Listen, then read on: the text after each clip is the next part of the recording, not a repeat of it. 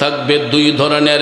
মুমিন ব্যক্তিদের জান কবজের সময় আজরাইল আলাইহিস সালাম সুন্দর একটা সূরত নিয়ে আসবে, আর জাহান্নামী ব্যভিচারী ব্যক্তিদের জান কবজের সময় আজরাইল আলাইহিস সালাম ভয়ঙ্কর একটা সূরত নিয়ে আসবে। এখানে আল্লাহর হাবিব বলেছেন, মৃত্যু হওয়ার আগে সবার মধ্যেই মৃত্যুর যন্ত্রণা আসে। মুমিন ব্যক্তিরা যখন মৃত্যুর বিছানায় শুয়ে যায়, তখন মৃত্যুর ফেরেশতা মালাকুল মউত আজরাইল যখন আসে, আল্লাহর হাবিব বলেছেন মুমিন ব্যক্তিদের মুখ দিয়ে তখন মুস্কি মুস্কি হাসি বের হয়। কেন জানেননি? কারণ মুমিন ব্যক্তিরা দুনিয়ার জিন্দেগি বেশি দিন চায় না রে বাজান। মুমিন ব্যক্তিরা এই দুনিয়ার জিন্দেগি বেশি দিন চায় না, এই জন্য তারা তাহাজ্জুদের নামাজ পড়ে। ওতিয়া নামাজ পড়া সব সময় আমার আল্লাহর কাছে আরজি করে, আল্লাহ দুনিয়ার জিন্দেগি যদি আমাদেরকে দান করো, নেক হায়াত দিয়ে আমাদেরকে ধন্য করো, আর দুনিয়ার জিন্দেগি যদি আমাদের ফুরিয়ে যায়, আমাদেরকে ঈমানের সহিত মরণ দান করো। জোরে কন্যা সুবহানাল্লাহ। তাইলে বলুন, আমরা ঈমানের সহিত মরতে চাই কি চাই না? জোরে বলেন, চাই কি চাই না? এই জন্য শায়র লিখেছেন, ঈমানের পথে অবিচল থেকে আমার মরণ যেন হয়। ঈমানের পথে অবিচল থেকে আমার মরণ যেন হয়। বন্ধু, এই জন্য মুমিন ব্যক্তিরা দুনিয়ার জিন্দেগিকে প্রায়োরিটি দেয় না, কারণ তারা আখিরাতের জিন্দেগিটার কথা তারা মনে রাখে। কারণ আখিরাতের প্রথম ঘাটটাই হলো কবর। ঠিক কিনা বলেন? আখিরাতের প্রথম ঘাটটাই হলো কবর। ওই কবরের ঘাট যেই ব্যক্তি সহজে পার হয়ে যাবে, দয়াল নবী বলেছেন অন্য কোনো ঘাটে আর আটকা পড়ে যাবে না। আর কবরের ঘাটে যেই ব্যক্তি আটকা পড়ে যাবে, অন্য কোনো ঘাট পার হওয়া তার পক্ষে সম্ভব হবে না। এই জন্য বাজার মুমিন ব্যক্তিরা এরা যখন হাসি মুখে দুনিয়া থেকে বিদায় নিবে, মৃত্যুর ফেরেশতা মালাকুল মউত আয়েশা যখন তাদের জানটা কবজ করবে, আল্লাহর হাবিব বলেছেন মুমিন ব্যক্তিদের কাছে এতটুকু কষ্ট অনুভব হয়, একটা পিঁপড়া কামড় দিলে যেই রকম ব্যথা হয়, মুমিন ব্যক্তিদের কাছে এই রকম মনে হয় যেন ছোট্ট একটা পিপিলিকা কামড় দিয়েছে। আল্লাহু আকবার। এর চাইতে বেশি কষ্ট মুমিনদের হয় না। তাদের কাছে মনে হবে যেন ছোট্ট একটা পিপিলিকা কামড় দিয়েছে। এর চাইতে বেশি কষ্ট মুমিনদের হয় না। তবে আনন্দের বিষয় হলো, আল্লাহর হাবিব বলেছেন ওই মুমিন ব্যক্তিরা ইন্তেকালের পরে এদের চেহারাটা নূরান্বিত হয়ে যায় এবং তাদের চেহারার মধ্যে একটা মুস্কি মুস্কি হাসি ফুটে। সুবহানাল্লাহ। কোন আপনারা দেখবেন কোন সমাজ থেকে কোনো ভালো মানুষের যদি মরণ হয়, একজন আল্লাহওয়ালা লোকের যদি মরণ হয়, ভালো মানুষের যদি মরণ হয়, আমরা যখন লাশ দেখতে যাই, কিছু কিছু লাশ দেখতে গেলে দেখবেন চেহারাটা উজ্জ্বল হয়ে গেছে, চেহারার মধ্যে একটা মুস্কি মুস্কি হাসি দেখা যায়।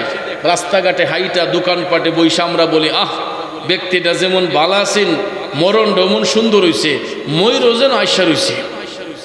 বলি কি বলি না?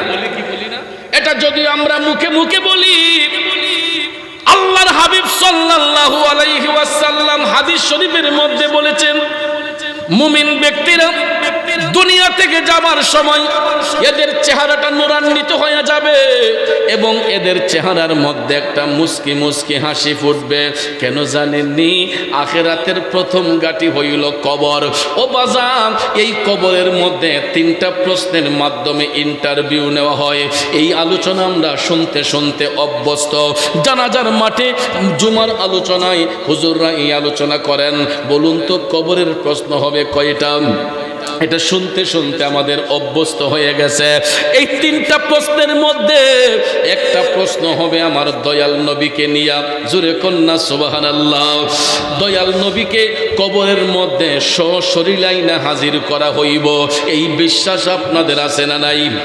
আমাগো দেশে কিছু কিছু হুজুররা কয় যে না, নবীরে হাজির করা হইব না, নবীর ছবি আইনা হাজির করা হইব। এখন যদি ওনাকে প্রশ্ন করি, ভাইজান নবীর ছবিটা উঠাইছে কোন ফটোগ্রাফারে, তখন কিন্তু মৌলভী সাহেব পেছে পড়ে যায়। এখন দেখছে যে এটা দিয়ে আর সম্ভব হবে না। কই না, রওজা শরীফের সাথে ওই কবরের একটা সুড়ঙ্গ করা হয়, সুড়ঙ্গের মাধ্যমে রসুলকে দেখানো হয়। এরপরও বিশ্বাস করে না যে রসুল কবরে হাজির হইতে পারেন। এই বিশ্বাস আপনাদের আছে না নাই? জোরে কোন আছে না নাই? এই জন্য শায়েরে লিখেছেন, আরে কবর হাসর ফুলসিরাতে কোনো আপন পাবে না, কবর হাসর ফুলসিরাতে কোনো আপন পাবে না, যেজন পাবে সেজন হবে শাহে মদিনা, যেজন পাবে সেজন হবে শাহে মদিনা। উম্মতের কষ্ট নবী, উম্মতের কষ্ট নবী সইতে পারে না, যেজন হবে আপনা সেই তো মদিনা, যেজন হবে আপনা সেই তো মদিনা। কার লাগিয়া কান্দরে মন, কার লাগিয়া বন্ধ, কেউ তো তোমার আপন হবে না, না না, যেজন হবে আপনা সেই তো মদিনা। ঠিক না বেঠে? ইয়াকুব নগরের বাবাজিরা রে, দুনিয়ার বন্ধু বান্ধব কবরে আপন হবে না। যেই বাবা সন্তান জন্ম দিয়েছে ওই বাবা আমার আপনার কবরে আপন হবে না। যেই মা 10 মাস 10 দিন সন্তান গর্ভে ধারণ করেছে ওই মা কবরে সন্তানের আপন হবে না। কোনো বন্ধু বন্ধুর আপন হবে না। ওই কবরের মধ্যে যিনি আমার আপনার আপন হবে গো, তিনি হলেন আল্লাহর হাবিব শাহে মদিনা। কথা বলেন ঠিক না বেঠে? এই জন্য রসুল কবি বলেছেন, নবী ছাড়া ওই কবরে নাই রে বান্ধব নাই, নবী ছাড়া ওই কবরে নাই রে বান্ধব নাই, হাসরেতে নবী ছাড়া নাই দরদি নাই, হাসরেতে নবী ছাড়া নাই দরদি নাই, নবী ছাড়া ওই কবরে নাই রে বান্ধব নাই। কথা বলেন ঠিক কিনা? মুমিন ব্যক্তিদেরকে আখিরাতের প্রথম ঘাট কবরের মধ্যে যখন পাঠানো হইব, 40 কদম দূরে আসার সাথে সাথে মুনকার নাকির ফেরেশতা হাজির হইয়া 3টা প্রশ্নের শেষ প্রশ্নটা যখন আমার দয়াল নবীরে দেখাইয়া করব, ওয়ামান হাজার রজুল বৈসাফিকুম, দয়াল নবী সম্পর্কে ওই মুমিন ব্যক্তির কাছে জানা হবে। তখন দয়াল নবীর চেহারা মুবারক সামনে হাজির করা হইব। মুমিন ব্যক্তি আমার রসুলকে দেখার সাথে সাথে বলবে, হাজা মুহাম্মদুর রাসূলুল্লাহ সাল্লাল্লাহু আলাইহি ওয়াসাল্লাম। চিৎকার মেরে কি সুবহানাল্লাহ বলা যাবে না? আমার নবী দেখার সঙ্গে সঙ্গে মুমিন ব্যক্তিরা রসুলকে চিনবে।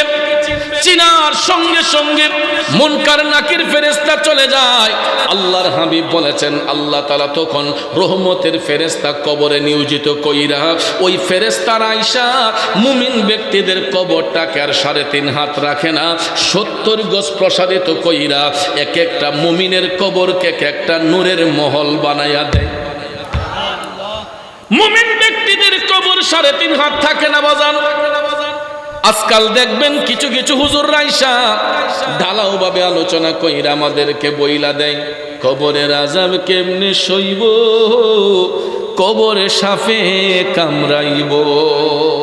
কইনি কইনি সবার কবরে সাপ আসবে না, সবার কবরে গুরজে মারা হবে না, সবাইকে কবরের মধ্যে আগুন দিয়ে জ্বালানো হবে না। মুমিন ব্যক্তিদের কবর 70 গজ প্রসারিত হয়ে যায়। মুমিন ব্যক্তিদের কবরটা নূরের মহল হয়ে যায়। আগুন জ্বলবে দূরের কথা, গুরজে মারবে দূরের কথা। আল্লাহর হাবিব সাল্লাল্লাহু আলাইহি ওয়াসাল্লাম বলেছেন, মুমিন ব্যক্তিদের দেহটাকে মাটি পর্যন্ত গ্রাস করে না। সুবহানাল্লাহ কোন? মুমিন ব্যক্তিদেরকে কবরে রাখলে পরে মাটি পর্যন্ত তাদের দেহটাকে স্পর্শ করে না। কিভাবে করবে? কারণ আল্লাহর ওলি যারা হয়, মুমিন যারা হয়, এরা তো জিন্দা। কথা বলেন ঠিক না ঠিক? এরা জিন্দা। এটা আমি মুরাদ চৌধুরীর কথা নয়, কোনো মৌলভী সাহেবের কথা নয়। সূরা বাকারায় আল্লাহ স্পষ্ট করে বলে দিয়েছেন, ওয়ালা তাকুলু লিমান ইউকতালু ফি সাবিলিল্লাহি আমওয়াত বাল আহইয়াউ ওয়ালাকিন লা তাশউরুন। আল্লাহ বলে যারা আমি আল্লাহর পথে শহীদ হয়ে যায়, কতল হয়ে যায়, যাদের জীবনটা আমি আল্লাহর রাহে বিলীন করে দেয়, হে জগৎবাসীরা তোমরা তাদেরকে মৃত বলিও না, বাল আহইয়াউ ওয়ালাকিন লা তাশউরুন, এরা জীবিত, তোমরা এদের সম্পর্কে জানো না। তাইলে বলুন, আল্লাহর পথে যারা জীবন উৎসর্গিত করে এরা মরা না জিন্দা? জোরে কোন না, মরা না জিন্দা? বন্ধুরা আমার, বাবাজিরা, মুমিন ব্যক্তিরা আপন আপন কবরের মধ্যে জিন্দা। যদি আল্লাহর কোরআন সত্য হয়, মুমিন ব্যক্তিরা মরে না, এদেরকে কবরে রাখার পরে 70 গজ প্রসারিত হইয়া এক একটা মুমিনের কবর এক একটা নূরের মহল হইয়া যায়। এই জন্য বাজান, মুমিন ব্যক্তিরা এরা 3টা প্রশ্নের উত্তর তো মুহূর্তের মধ্যেই দিয়ে ফেলে। এরা স্টুডেন্ট ভালো এই কারণে, ঠিক না ঠিক? মুমিন ব্যক্তিরা স্টুডেন্ট ভালো বলতে পারেন কিভাবে? কারণ ছাত্র যদি ভালো হয়, পরীক্ষার হলে কোনো টেনশন থাকে? যেরকম থাকে। ভালো ছাত্রগুলা দেখবেন পরীক্ষার হলে যায় হাসি মুখে। এরা পরীক্ষার হলে গিয়ে 1 মিনিট যদি প্রশ্ন দিতে দেরি হয়, দেখবেন স্যারকে কমপ্লেন জানায় যে স্যার আমার প্রশ্ন 1 মিনিট দেরি হয়ে গেছে, আমার লিখতে কিন্তু 1 মিনিট বাড়ায় দিতে হবে। কথা কোন ঠিক না ঠিক? আর গাদা ছাত্র যেইগুলা, এগুলা দেখবেন পরীক্ষার হলে যাওয়ার আগেই না এর গুড়া মুস্তাদা থাকে। কথা কোন ঠিক না ঠিক? আর ভালো স্টুডেন্ট যারা, এদের কোনো টেনশন থাকে না। তো মুমিন ব্যক্তিদের কোনো টেনশন নাই, এই কারণে তারা তাহাজ্জুদের নামাজ পড়ে। কিসের নামাজ? আমরা যারা এখানে বসছি, আমরা তো মোটামুটি প্রতিদিনই সবাই তাহাজ্জুদের নামাজ পড়ি। কথা কোন ঠিক না? জবানটা বন্ধ কেন যুবক? ও বাবাজিরা আমার, জবানটা এখন বন্ধ কেন? তাহাজ্জুদ পড়ব দূরের কথা, ওয়াক্তের নামাজগুলাই তো আমি আপনি ভালো করে পড়ি না। মনে কষ্ট নিবেন না, গুসা নিবেন না। আমি এখনো চ্যালেঞ্জ করে বলতে পারবো, আমার মাহফিলে যে শ্রোতারা বসছেন, এখানে অর্ধেকেরও বেশি মানুষ আজকে এশারের নামাজ পড়েন নাই। কষ্ট নিছেন? এখানে বেশিরভাগ মানুষ আজকে মাগরিবের নামাজ কাজা হয়েছে, আসরের নামাজ কাজা হয়েছে, জোহরের নামাজ কাজা হয়েছে, ফজরের কথা বলতে গেলে লজ্জা চলে আসে। যুবক বন্ধুরা আমার, বাবাজিরা, পাড়ায় পাড়ায় ওয়াজ মাহফিল হচ্ছে, কিন্তু আমরা তো মাহফিলকে হেদায়েতের দিকে নিচ্ছি না। মাহফিলে আসতেছি, ওয়াজ শুনতেছি, এই কাম দিয়ে ঢুকাইতেছি, আরেক কাম দিয়ে বের করতেছি। এতগুলা মাহফিল হচ্ছে, কই মুসল্লিরা তো নামাজি বা নামাজের সংখ্যা বাড়তেছে না, মুসল্লিরা তো নামাজের দিকে উদ্বুদ্ধ হয় নাই। বন্ধুরা আমার, বাবাজিরা, রাগ করবেন না, গুসা নিবেন না বাজান। কারণ আপনারা বলুন তো, 5 ওয়াক্ত নামাজের মধ্যে ফরজ আছে না নাই? কথা কোন আছে না নাই? ফজরে 2 রাকাত ফরজ, জোহরে 4 রাকাত ফরজ, আসরে 4 রাকাত ফরজ, মাগরিবে 3 রাকাত ফরজ, এশারও তো আপনার 4 রাকাত ফরজ। আপনারা বলুন তো বাজান, ফরজ তরক করলে কেমন গুনাহ হয়? কবিরা গুনাহ হয়। কি গুনাহ হয়? ফরজ তরক করলে কবিরা গুনাহ হয়। এ মুমিন মুসলমান আমার বাবাজিরা রে, ইয়াকুবনগরের বাবাজিরা, ফরজ তরক করলে কবিরা গুনাহ হয়। তাইলে চিন্তা করেন তো, আমার আপনার জীবনে কতগুলা কবিরা গুনাহ আমরা করতেছি বাজান। একটু ভাইবা দেখেন, প্রতিদিন আমরা কতবার কয়টা কবিরা গুনাহ করতেছি। এটা তো জেনে শুনে 5টা ওয়াক্ত নামাজ যদি আমরা ছেড়ে দেই, দৈনিক 5 বার আমরা কবিরা গুনাহে লিপ্ত হচ্ছি। ঠিক না ঠিক? দৈনিক 5 বার কবিরা গুনাহে লিপ্ত হচ্ছি। কারণ ফরজ তরক করলে ফরজ ছেড়ে দিলে কবিরা গুনাহ হয়। এখন জেনে শুনে আমরা ফরজটাকে বাদ দিতেছি। বাজান, গুনার মধ্যে অনেক ধরনের প্রকার আছে, কোনোটা প্রকাশ্যে কোনোটা অপ্রকাশ্যে। এখানে যে ফরজ তরক করতেছি এটা আমরা প্রকাশ্যে জেনে শুনে আমরা ফরজ ছেড়ে দিচ্ছি। তাইলে বাজান, আল্লাহর আদালত থেকে আমরা কেমনে রেহাই পাবো? এই কবরবাসীর কথা একটু চিন্তা করুন। কবরের মধ্যে যারা শুয়ে আছেন এরা যদি হাজারবার চেষ্টা করে আর কি ফিরে আসতে পারবে? ওই কবরবাসীরা এরা হয়তো আফসোস করতেছে, আল্লাহ যদি আরেকটা বার আমাদেরকে দুনিয়াতে পাঠাইতাম, খুব মজা করে তোমাকে ডাকতাম, কিন্তু এই সুযোগ কি আর আছে? কথা বলেন, আছে? এই জন্য যুবক ভাইয়েরা, আপনাদের পায়ে হাত ধরে বলে যাব, জীবনে অনেক ছল চাতুরি করেছি, অনেক নামাজ কাজা করেছি, এখনো সময় আছে বাজান। ইত্তাকুল্লাহ, আল্লাহকে ভয় করুন, 5টা ওয়াক্ত নামাজ পড়ুন, হালাল রিজিক গ্রহণ করুন, হালাল রুজি উপার্জন করুন। বর্তমান সমাজের মধ্যে আমরা হালাল ছেড়ে দিয়া হারামের পিছনে এমনভাবে ছুটাছুটি করতেছি, যার কারণে আমাদের ঈমান আকীদা বিনষ্ট হয়ে যাচ্ছে। ঠিক না বেঠিক? হারামের পিছনে আমরা এমনভাবে ছুটে যাচ্ছি যার দরুন আমাদের রিজিক কমে যাচ্ছে। আমরা ভাবতেছি হারাম খেলে মনে হয় আমার সম্পদ দিন দিন বেড়ে যাবে, কিন্তু আপনারা বলুন, হারামের মধ্যে কোনো আরাম আছে ও বাজান? হারামের মধ্যে আরাম আসেনি। কারণ আমরা এতিম অনাথের পেটের মধ্যে লাথি মারছি, আমরা এতিম অনাথদেরকে কষ্ট দিচ্ছি, হারাম কররা হারাম খাচ্ছে, একদিকে এতিম অসহায়েরা এরা নীরবে নিস্তব্ধে এরা কান্নায় ভেঙে পড়েছে। এই যে দেখেন, কোরবানির ঈদ গেল, কোরবানির ঈদ আমাদের কাছ থেকে গেল, প্রত্যেকটা পাড়ায় পাড়ায় মহল্লায় মহল্লায় পশু জবাই হয় নাই, গরু জবাই হয় নাই, ফ্রিজ ভর্তি গোশত। যিনি কোরবানি করে নাই গিয়ে দেখেন ওনার ফ্রিজে এর চাইতে বেশি গোশত আছে। কোরবানি যিনি দিয়েছেন, যিনি দেন নাই, দেনেওয়ালার চাইতে যিনি দেন নাই তার ফ্রিজে গিয়ে দেখেন আরো বেশি গোশত জমা আছে। আছে না নাই? এতগুলা পশু জবাই হলো, এতগুলা গরুর চামড়া।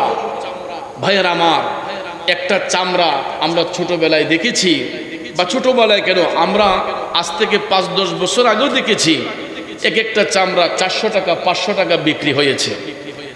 তো গরুর চামড়াটা বিক্রি করলে যেই টাকাটা আসে, এই টাকাটা তো কোনো বড় লোকের পকেটে যায় না। কথা কোন? এই 400-500 টাকা হলে এই টাকাগুলা একটা অসহায় মানুষকে দেয়া যায়, একটা এতিম, একটা অনাথ, একটা মিসকিনকে দেয়া যায়।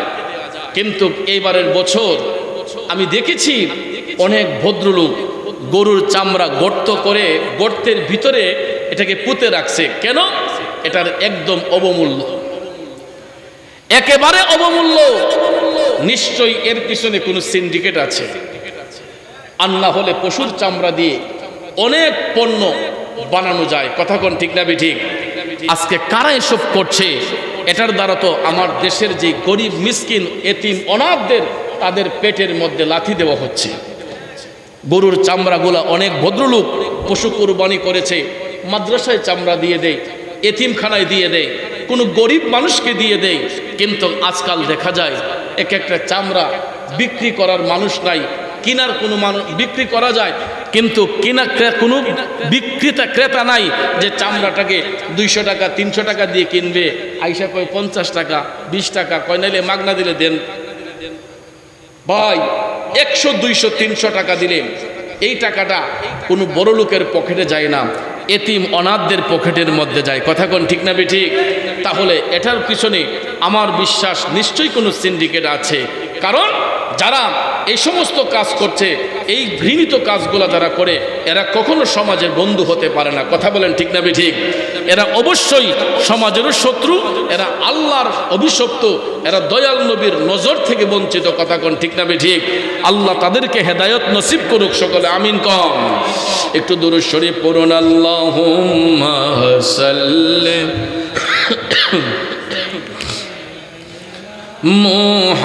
মুহাম্মাদ, আল্লাহুম্মা সাল্লি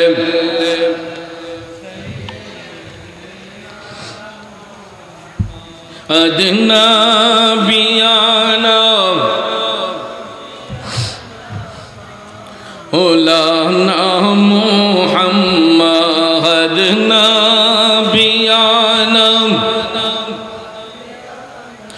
মাওলানা।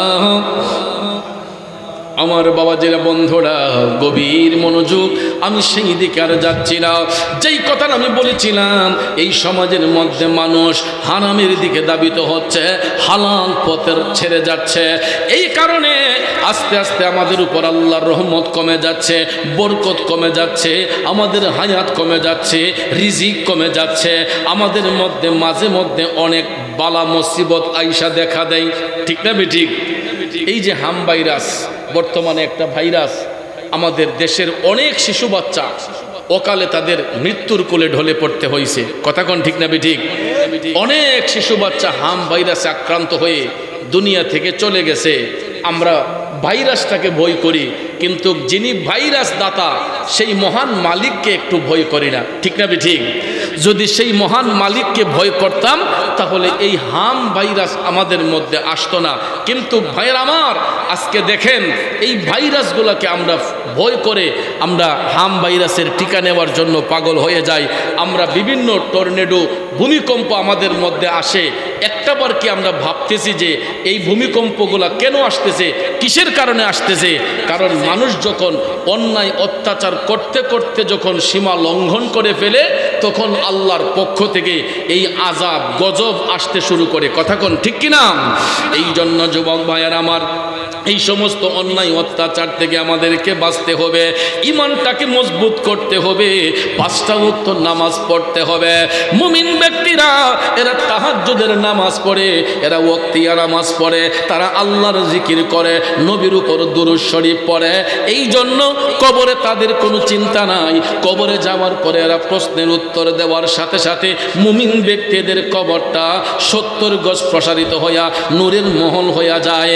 কিন্তু জাহান্নামীদের বেলায় আল্লাহর হাবিব সাল্লাল্লাহু আলাইহি ওয়াসাল্লাম বলেছেন, যারা সমাজের মধ্যে দুর্নীতি করে, সমাজের মধ্যে যারা অবিচার করে, সমাজের মানুষকে যারা কষ্ট দেয়, যারা ওজনে কম দেয়, ওই সমস্ত চিটার বাটপারগুলা এরা দুনিয়া থেকে যাবার আগে এদের যখন মৃত্যুর যন্ত্রণা হয়, এরা মৃত্যুর বিছানায় যখন শুয়ে যাবে, ওই জাহান্নামী ব্যক্তির জান কবজ করার জন্য মৃত্যুর ফেরেশতা মালাকুল মউত আল্লাহ তাআলা পাঠাইব।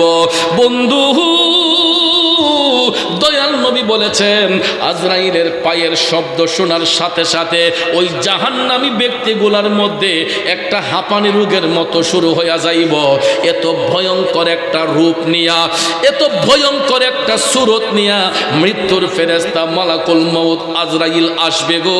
আজরাইলের ভয়ঙ্কর চেহারাটা দেখা ওই জাহান্নামী ব্যক্তির হাঁপানি রোগের মতো শুরু হইয়া যাবে। আপনারা লক্ষ্য করে দেখবেন, অনেক সময় মানুষের যখন সাকারাত শুরু হয়, এরা জোরে জোরে শ্বাস নেয় আর জোরে জোরে ছাড়ে। কথা কোন ঠিক না?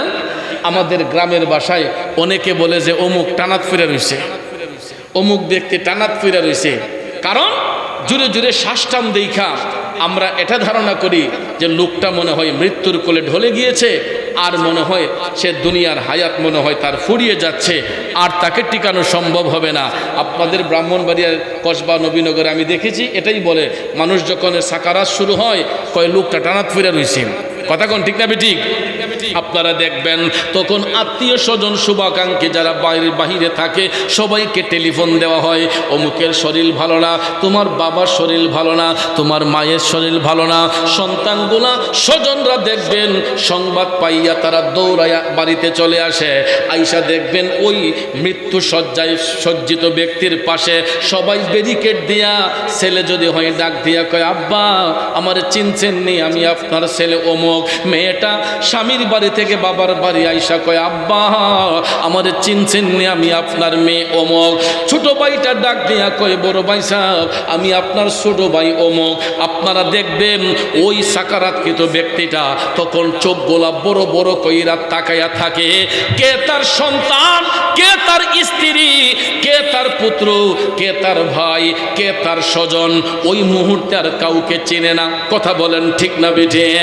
দয়াল নবী বলেছেন, যত অনয় বিনয় কইরা ডাকি না কেন, ওই মুহূর্তে কিন্তু ওই মৃত্যু শয্যায় ব্যক্তিটা, ওই মৃত্যুর সাথে পাঞ্জা লওয়া ব্যক্তিটা আর কাউকে সে চিনতে পারে না। চোখটা তখন বড় বড় কইরা তাকায়া থাকে গো। এই জন্য কবি বলেছেন, মনুরে মরণ কথা করো স্মরণ, স্ত্রী পুত্র কেউ নয় আপন, ধনরত্ন সবিও কারণ মনরে। ঠিক কিনা কন? ও ভাই তুই মরিলে সঙ্গের সাথী হইবে না একজন সেগেন, কইরে পাগল মন একবার ভাবলে না রে তোর হইব রে মরণ। ও মনরে হঠাৎ এসে আজরাইলে ফাঁসি দিব তোমার গলে, শেষ করিব অসাদের জীবন মনরে। ঠিক কিনা কন? বন্ধু, যত দামি বিল্ডিং বানাই না কেন, আমি মুরাদ চক্রে যদি আপনার বাড়িতে যদি রাতের বেলা ঢুকতে আসি, প্রথমে আইসা কলিং বেলে টিপ দিতে হবে। কলিং বেল যদি না থাকে দরজার মধ্যে নক করতে হবে, অমুক ভাই সাহেব গরনীয় দরজাটা খোলেন। আমার ঘরের দরজা যদি বন্ধ থাকে, জানালা যদি বন্ধ থাকে, বাহিরের কোনো মানুষ কি অনুমতি ছাড়া ঘরে ঢুকতে পারবে? আপনি আমার বাড়িতে আসলে আমি দরজা খুলে দিতে হবে। আপনার বাড়িতে আমি যদি যাই, আপনি দরজা খোলা না পর্যন্ত আমি আপনার ঘরের মধ্যে ঢুকতে পারবো না। ইয়াকুব নগরের বাবাজিরা গো, লোহার মণ্ডপ বানাইয়া যদি আমরা বেষ্টন দিয়া রাখি, মৃত্যুর ফেরেশতা মালাকুল মউত আজরাইল যখন আসবে, কেউ কি তালা খুইলা দেওয়ার প্রয়োজন আছে? দরজা খুলে দেওয়ার প্রয়োজন আছে? লোহার পিঞ্জিরা বানাইয়া রাখলেও, চতুর্দিক বেষ্টন করে রাখলেও, মৃত্যুর ফেরেশতা মালাকুল মউত আসতে গেলে একটা সেকেন্ডের অনুমতি কারো কাছ থেকে নেওয়ার প্রয়োজন তার হবে না। শুধু আল্লাহ হুকুম দিবে, মৃত্যুর ফেরেশতা আইসা আমাদের জানটাকে হরণ কইরা নিয়ে যাইব। এখন মৃত্যুটা কোন সময় কোন জায়গায় হবে এর নির্দিষ্ট কোনো গ্যারান্টি কেউ দিতে পারবে? আজরাইল আসিয়া প্রাণ করিব হরণ, হাই গো আজরাইল আসিয়া প্রাণ করিব হরণ। আরে নিজ গুণে সাহেব আল্লাহ করবা নিবারণ, আমার উপায় কি তখন আমার আল্লাহ নিরঞ্জন, না জানি কি হালে আমার হইব মরণ। বন্ধুরে, এই যে নবীর বাগানে বসছি, এখানে আমার আপনার মরণ হতে পারে কি পারে না? রাস্তা দিয়ে হাঁটার সময় মরণ হইতে পারে কি পারে না?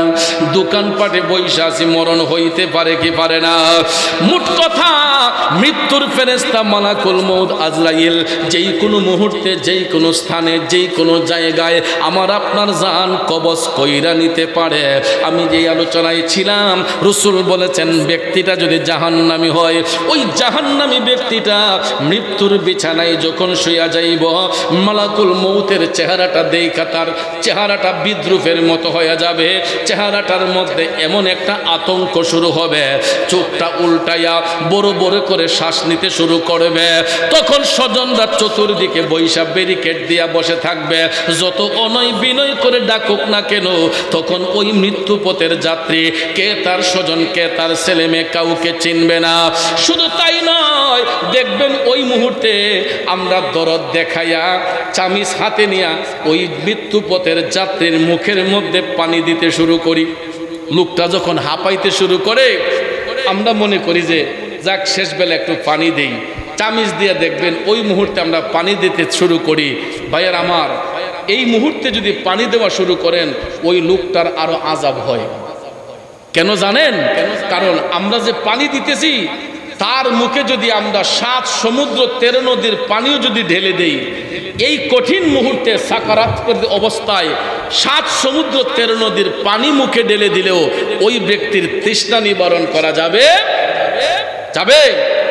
7 সমুদ্র 13 নদীর পানি দিলেও ওই ব্যক্তির তৃষ্ণা নিবারণ করা সম্ভব হবে না।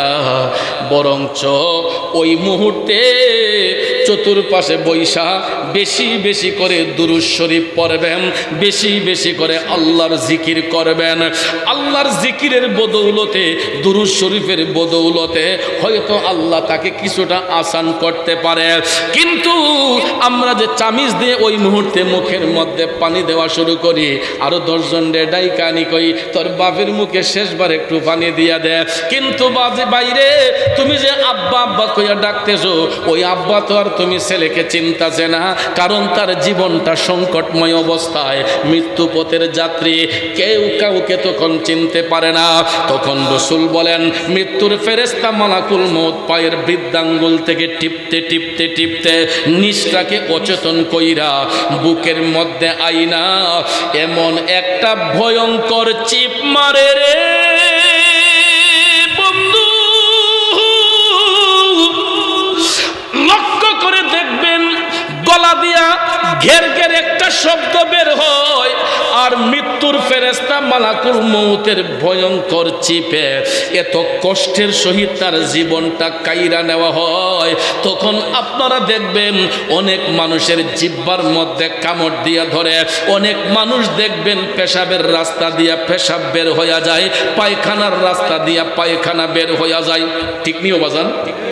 দেখবেন ইন্তেকালের পরে কিছু কিছু মানুষের লাশ ধৌত করতে গেলে আপনারা দেখবেন পেশাবের রাস্তায় লঙ্গিতে দুর্গন্ধ পাওয়া যায়, পায়খানার রাস্তার মধ্যে ময়লা পাওয়া যায়।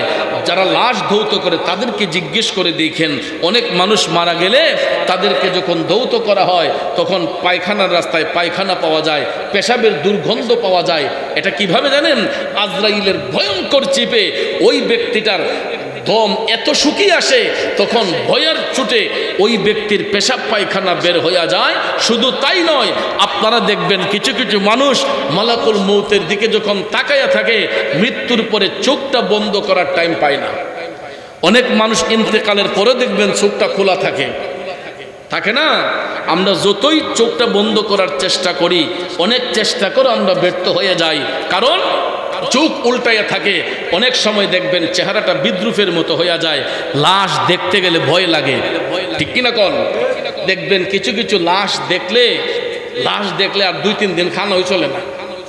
বাপরে কি একটা সুরত দেখছি। তখন দেখবেন রাস্তা দিয়ে হাইটা মানুষ বইলা দেয়, যেমন মানুষটা জ্বালাইয়া গেছে এমন কষ্টে তার মরণ হইছে। কইনি কইনি? খারাপ মানুষ, অসৎ মানুষ দুনিয়া থেকে চলে গেলে মানুষগুলা, দুনিয়ার মানুষগুলা আল্লাহর কাছে শুকরিয়া আদায় কইরা কয়, আল্লাহ তোমার বালা তুমি নিয়ে গেছো, আল্লাহ দেশটা হন ঠান্ডা হইব। কথা কন? ভালো মানুষ মারা গেলে চোখের পানি ছাইরা মানুষ আফসোস করে, অসৎ মানুষ দুনিয়া ছেড়ে চলে গেলে দুনিয়ার মানুষ আল্লাহর কাছে শুকরিয়া আদায় করে, আল্লাহ দেশটা হন ঠান্ডা হইব, সমাজটা হন ঠান্ডা হইব, তোমার গজব আল্লাহ তুমি নিছো, ভালো হইছে। আর ভালো মানুষগুলা মারা গেলে দেখবেন চোখের পানি ছাইরা মানুষ আফসোস করে, আহ একটা মুমিন ব্যক্তির আল্লাহ তুমি আমাদের কাছ থেকে নিলা, আল্লাহ এই মুমিনের উসিলায় তুমি আমাদেরকে মাফ কইরো। কথা কোন ঠিক না বেঠিক? বন্ধুরা আমার, বাবাজিরা, আজকে কবরবাসীর রূহগুলা আমাদের দিকে তাকায় আছে রে। এ বন্ধু, ওই কবরবাসীর রূহগুলা যদি কেউ আযাবের মধ্যে আজকে থাকে, এরা আফসোস করতেছে, আবার যদি দুনিয়ায় যেতে পারতাম, নেক আমল করে আসতাম, কিন্তু সুযোগ নাই, সুযোগ নাই। এই জন্য বাজান কথাগুলা বলে দিয়া যায়। আমার আলোচনার প্রসঙ্গ আজকে অন্য বিষয়ে ছিল।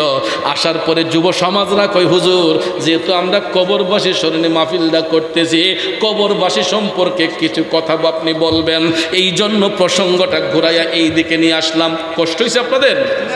আমার প্রিপারেশন ছিল যে আজকে অন্য দিকে আলোচনা করব, যেহেতু সামনে মুহররমের চাঁদ। ভাবছিলাম যে সোয়াদে কারবালা নিয়ে কিছু কথা টিপস আপনাদেরকে দিয়ে যাব, কিন্তু পোলাপানগুলা বলতেছে গো হুজুর যেহেতু কবরবাসীর মাহফিল, কবরবাসী সম্পর্কে আলোচনা কইরেন। এখন তাদেরও তো মনটা রাখতে হয়, ঠিক না ঠিক?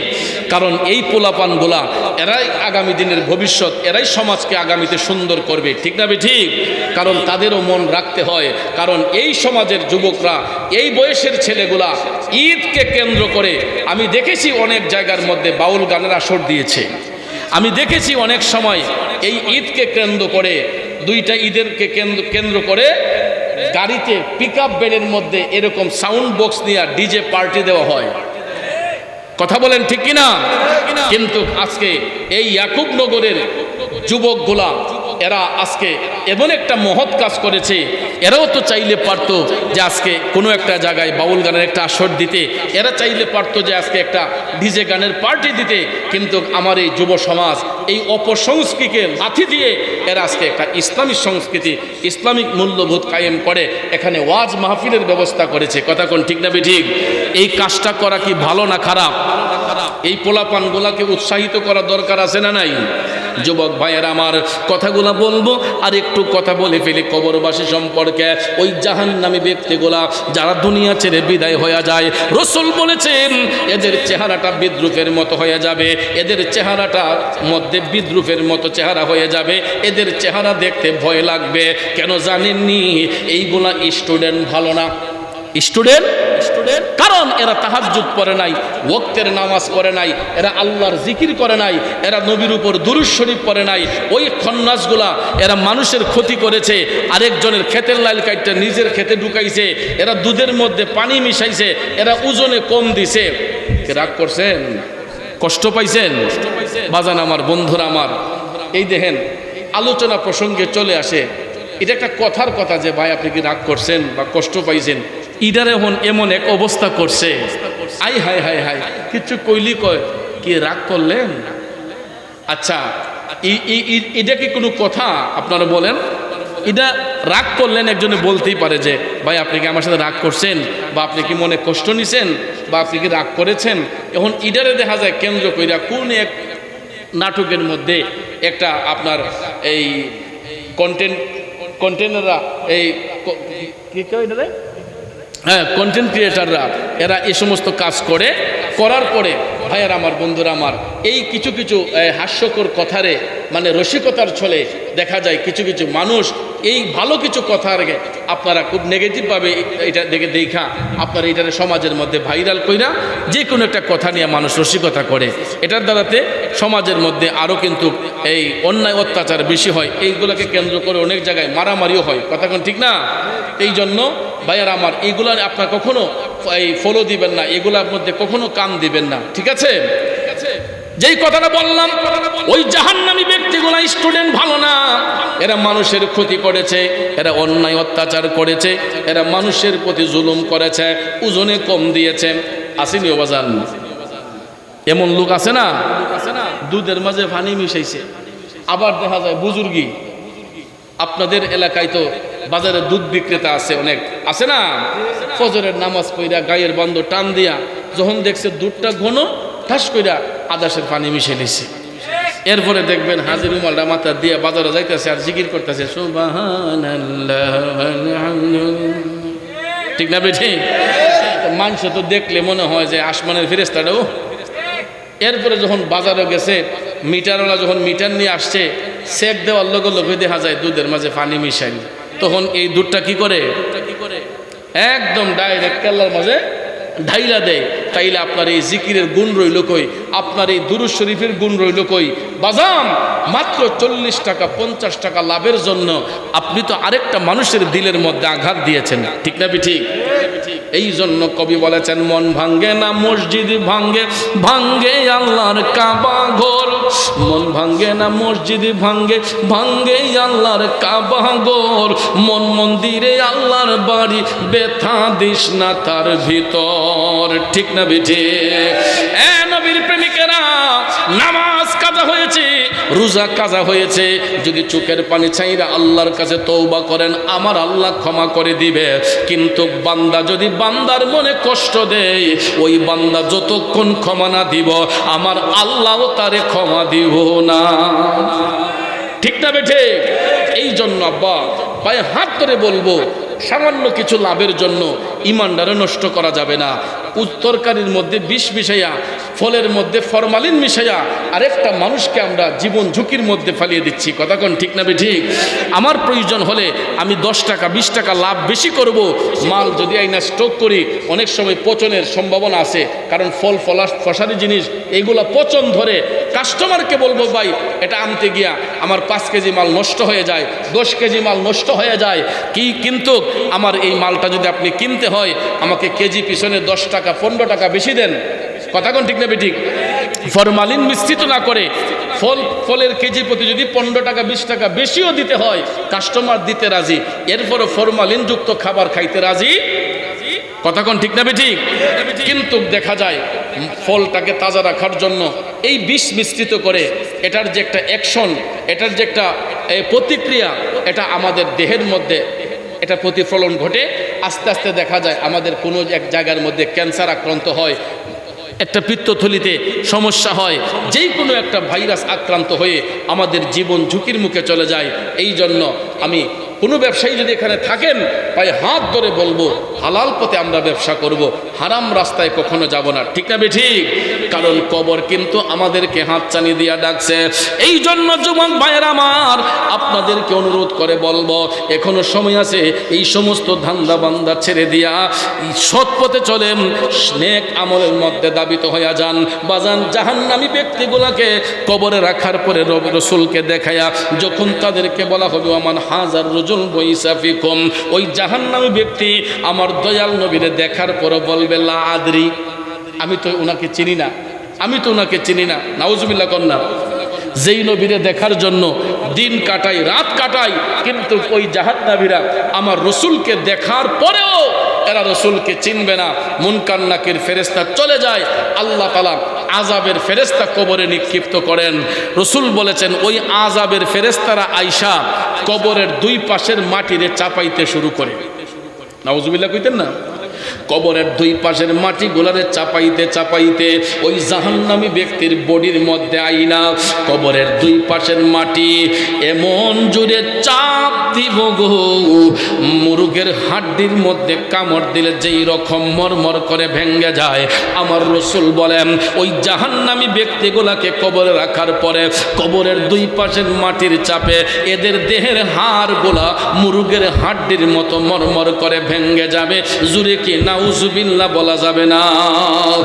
এ বন্ধু, এই জন্য জাহান্নামীদেরকে কবরে রাখলে পরে মাটির চাপ দিবে, গুরজে মারা হবে, ওই জাহান্নামী ব্যক্তিগুলার কবরের মধ্যে আযাব দেওয়া হয়।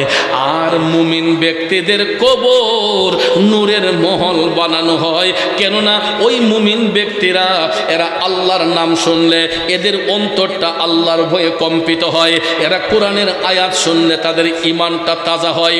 কিন্তু দুঃখ লাগে ওই জায়গায় কোরআন তেলাওয়াত করব দূরের কথা, আমরা কোরআন শরীফের ধার কাছেও তো যাই না। এই যে বলুন এখানে যারা মুসলমান, আমাদের ঘরের মধ্যে প্রতিদিন কয়বার কোরআনের তেলাওয়াত হচ্ছে? একবারও না। কোরআন শরীফ থাকের মধ্যে রেখে দিয়েছি। ঘরে স্ত্রী পুত্র সন্তান অনেকেই আছে, আমি অভিভাবক নিজেও আছি, কিন্তু আপনি বুকে হাত দিয়ে বলুন তো আপনার আমার ঘরে প্রতিদিন কয়বার কোরআনের তেলাওয়াত হয়? কয়বার আমাদের ঘরের মধ্যে ওজিফা পাঠ করা হয়? কয়বার আমাদের ঘরে নামাজের পরিবেশ থাকে? কয়বার আমাদের ঘরের মধ্যে দুরূদ শরীফের আমলের পরিবেশ থাকে? খোঁজ করলে দেখা যায় 100-র মধ্যে 95% পরিবার বাদ পড়ে যাবে, 95% পরিবার বাদ পড়ে যাবে। 5% আছে কিনা সন্দেহ আছে। তারপরও ভাইয়ের আমার, মুমিন যদি না থাকতো আমাদের পাপের কারণে এই জমিন কবেই ধ্বংস হইয়া যাইতো। ঠিক কিনা বলেন? মুমিন মুসলমান না থাকলে এই জমিন আল্লাহ কবেই ধ্বংস করে দিতেন। তাইলে বলুন আমরা মুমিন হতে চাই কি চাই না? জোরে বলেন চাই কি চাই না? মুমিন যদি বলতে হয় 5টা ওয়াক্ত নামাজ পড়া দরকার আছে নি, হালাল রিজিক খাওয়া দরকার আছে নি, মাতা পিতার খেদমতের প্রয়োজন আছে নি, যদি থাকে মনে করেন তাইলে এই মাহফিলগুলা চালু রাখতে হবে। এই মাহফিলগুলা হলো আমাদের দেহের চার্জ। কারণ চার্জ ছাড়া মোবাইল ফোন যেমন অচল, চার্জ ছাড়া যেমন ডাইনোমার ছাড়া যত আমাদের প্যান্ডেল আলোকিত হয় না, ঠিক তদ্রূপভাবে আমাদের ঈমানকে তাজা করতে হলে দ্বীনি আলোচনার প্রয়োজন আছে না নাই? এই কবরবাসীর স্মরণে মাহফিল প্রতি বছর হোক, আমরা চাই কি চাই না? জোরে বলেন, চাই কি চাই না? তো আমাকে কমিটির যুবক ভাইরা পরামর্শ দিয়েছিলেন যে আপনাদের সহযোগিতা নিয়ে প্রতি বছর এই মাহফিলটা তারা করতে চায়। আপনাদের কি মতামত আছে? আগামী বছর এই মাহফিল হোক। কারা কারা চান দুইটা হাত তুলে দেখান। নারায়ে তাকবীর, নারায়ে রিসালাত, আহলে সুন্নাত ওয়াল জামাত, পবিত্র ওয়াজ ও দুয়ার মাহফিল। আপনারা জিন্দাবাদ কইছেন না জিংলাবাস কইছেন আল্লাহ জানে। এতগুলা মানুষ, আওয়াজ এত দুর্বল, এটার তো মুমিনদের লক্ষণ নয়। সবাই আওয়াজগুলো একটু জোরে সরে দিবেন, কারণ ভাইয়ের আমার, আল্লাহ রাব্বুল আলামিন আমাদেরকে শক্তি দান করেছেন। আল্লাহ চাইলে এই শক্তি আবার কেড়েও নিতে পারেন, ঠিক কিনা কম? তাই আজকের এই যে এই মাহফিল, এটা হওয়াতে আমরা খুশি না বেজার? আমরা যতটুক না খুশি, আজকে এলাকার কবরবাসীর রুহু আরো বেশি খুশি। কারণ এখানে অনেকের মা নাই বাবা নাই, এখানে অনেকের মা নাই বাবা নাই। এই সমাজের মধ্যে তিন কিসিমের এতিম আছে বাজান। এক কিসিমের এতিম হইল যার মা আছে বাবা নাই, আরেক কিসিমের এতিম হইল যার বাবা আছে মা নাই, আর আরেক কিসিমের এতিম হইল যার ঘরে মাও নাই বাবাও নাই। এরা হলো সর্বহারা এতিম। এই রকম এতিম সন্তান এই জান্নাতের বাগানে কারা কারা আছেন একটু দেখি তো, কার কার বাবা দুনিয়াতে নাই? আমার মতো বাবা হারাইছেন কারা কারা? আল্লাহু আকবার। অনেকেই বাবা হারা এতিম, হাতটা নামান। এবার দেখি কার কার মা নাই, একটু হাত তুলেন তো। মা নাই কার কার? আহারে, তোমার মাও নাই বাবা? মা নাই, অনেকে আছেন মা নাই, একটু হাত নামান। এবার একটু হাত তুলে দেখাতে হবে কার ঘরে মাও নাই বাবাও নাই। এই এতিমগুলা কারা? আল্লাহু আকবার। হাতটা নামান, কারণ আপনাদের মতো অসহায় সন্তান আর কে আছে? হয়তো আপনাদের অনেকেরই এবিলিটি আছে, টাকা আছে, সম্পদ আছে, কিন্তু আপনারা ঘরে গিয়া সব কিছু পান, দুইটা জিনিস পান না। ঘরে গিয়া মা বাবা ডাইকা ওই মা বাবার দর্শন পান না। তাইলে বাজান, চিন্তার কোনো কারণ নাই। আপনার মা বাবার রুহু আপনার দিকে তাকাই আছে।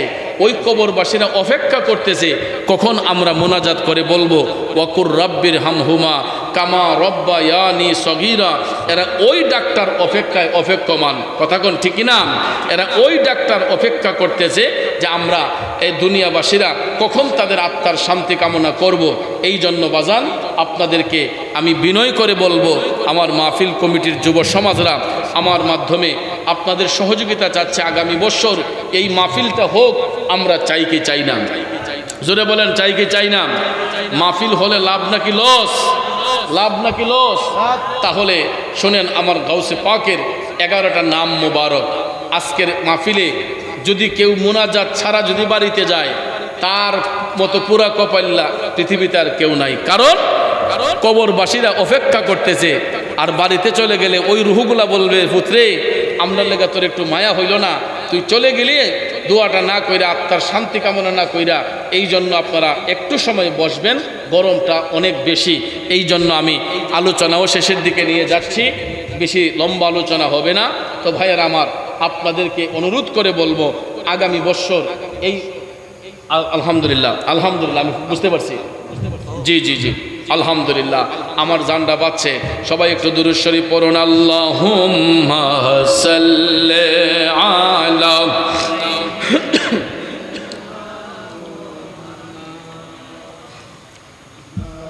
হুম্মা সাল্লি আলা মাহাদনা বিয়ানা মাওলানা মুহাম্মদ দিন থাকিতে কর মনে রে পরকালের ভাবনা। বাইরে খালি হাতে যাবে চলে, সঙ্গে কিছুই যাবে না। আল্লাহুম্মা সাল্লি আলা দেনা মুহাম্মদ নাবিয়ানা মা আল্লাহ আল্লাহ আল্লাহ আল্লাহ আল্লাহ আল্লাহ কত মানুষের দেখছো মরণ তবু কি আর হয় না রে শরণ আল্লাহ আল্লাহ আল্লাহ আল্লাহ ছাড়তে হবে একদিন তোমার সংসার ও মন গুনাহগার পর দুরুদ নবী মুস্তাফার মাশাআল্লাহ আল্লাহ আল্লাহ আল্লাহ আল্লাহ স্মরণ কর মরণ বারে বার ও মন গুনাহগার পর দুরুদ নবী মুস্তাফার মাশাআল্লাহ আল্লাহ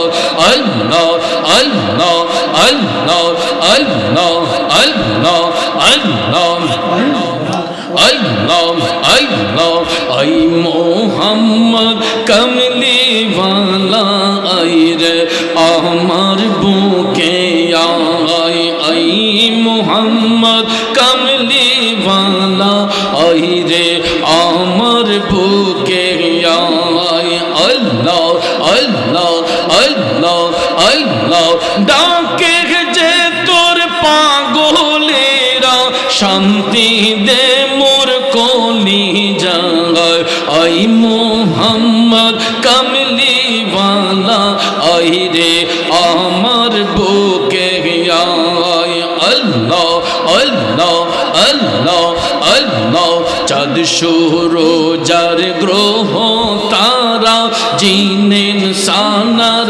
ফেরেশতারা চাঁদ সূরজার গ্রহ তারা জিন সানার ফেরেশতারা দিন রজনী চাইছে তারা ফুল তুলে দিতে গলায় আই মোহাম্মদ কমলি ওয়ালা আই রে আমার বুকে আয় আল্লাহ আল্লাহ আল্লাহ আল্লাহ আল্লাহ ফকির দরবেশ বাদশাহ বলি দুলিতে সেই ফুলের কলি কাঁধে লইয়া ভিক্ষার ঝুলি বাস করে গাছের তলায় আই মোহাম্মদ কমলি ওয়ালা আই রে আমার বুকে আয় আই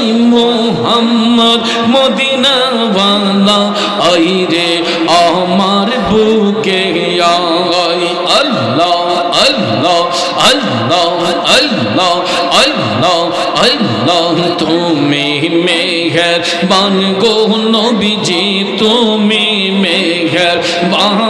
মেহেরবান ও নবীজি তুমি মেহেরবান আল্লাহ আল্লাহ আল্লাহ আল্লাহ নয়নে একবার দেখিলে জোড়াইতাম পরাণ ও নবীজি তুমি মেহেরবান আল্লাহ আল্লাহ আল্লাহ আমরা সবাই পাপী গো নবীজি তুমি দয়াবান তোমার দয়া দিয়ে করবা মোদের মুশকিল আসান ও নবীজি তুমি মেহেরবান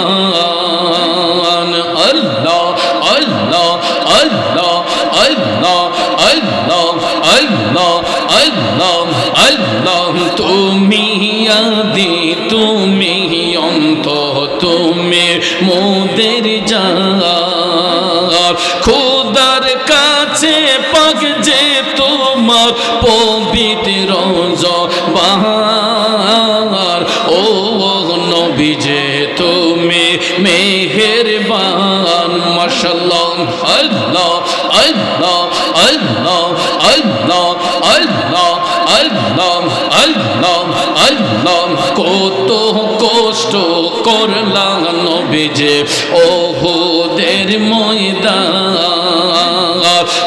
দান মুবারক শহীদ করলো কাফের বেঈমান ও নবীজি তুমি মেহেরবান আল্লাহ আল্লাহ আল্লাহ আল্লাহ আল্লাহ আল্লাহ আল্লাহ আল্লাহ আল্লাহ আল্লাহ আল্লাহ তুমি মেহেরবান গো নবীজি তুমি মেহেরবান ও নবীজি তুমি মেহেরবান আল্লাহ আল্লাহ নয়নে একবার দেখিলে জুড়াইতাম পরাণ ও নবীজি তুমি মেহেরবান মাশাআল্লাহ আল্লাহ আল্লাহ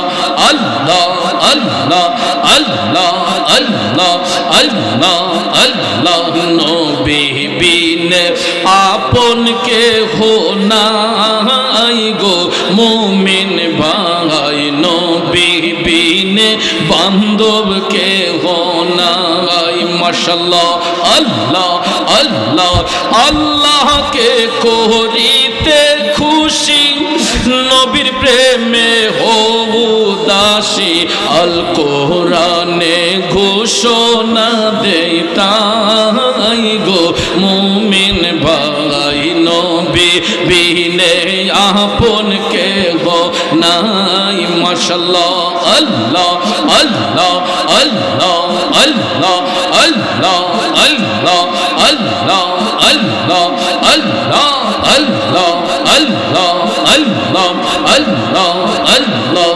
নবী বিনে বান্ধব কে হো নাই গো মুমিন ভাই নবী বিনে দরদি কেউ নাই আল্লাহ আল্লাহ আল্লাহ আল্লাহ আল্লাহ লা ইলাহা ইল্লাল্লাহু মুহাম্মাদুর রাসূলুল্লাহ সাল্লাল্লাহু আলাইহি ওয়াসাল্লাম লা ইলাহা জগরাজ কো তাজ তোরে सरसो है तुझको शाहे दूसरा जाना अल बहरु अला वल मौज तगा मन बेकसू तोफा हो शुरुबा मन बेकसू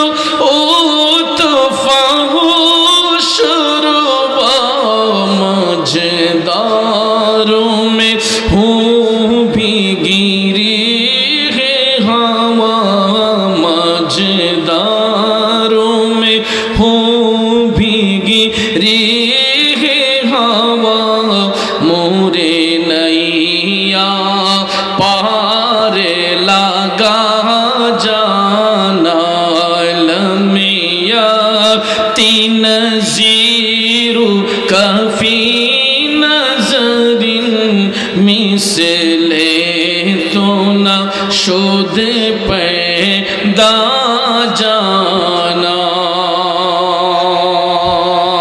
সকলে বলি মারহাবা কথায় ভাষায় আলোচনায় ব্যবহারে কারো মনে কষ্ট পেয়ে থাকলে কষ্ট নেবেন না তরিকতের স্বার্থে সুন্নিয়তের স্বার্থে আপনাদের পায়ে হাত রেখে বলে যাব হাটে ঘাটে যেখানে যে অবস্থায় আমরা থাকবো ওয়াক্ত মোতাবেক 5 ওয়াক্ত নামাজ পড়ব ইনশাআল্লাহ আল্লাহ পাক যেন আমি সহ আমাদের সবাইকে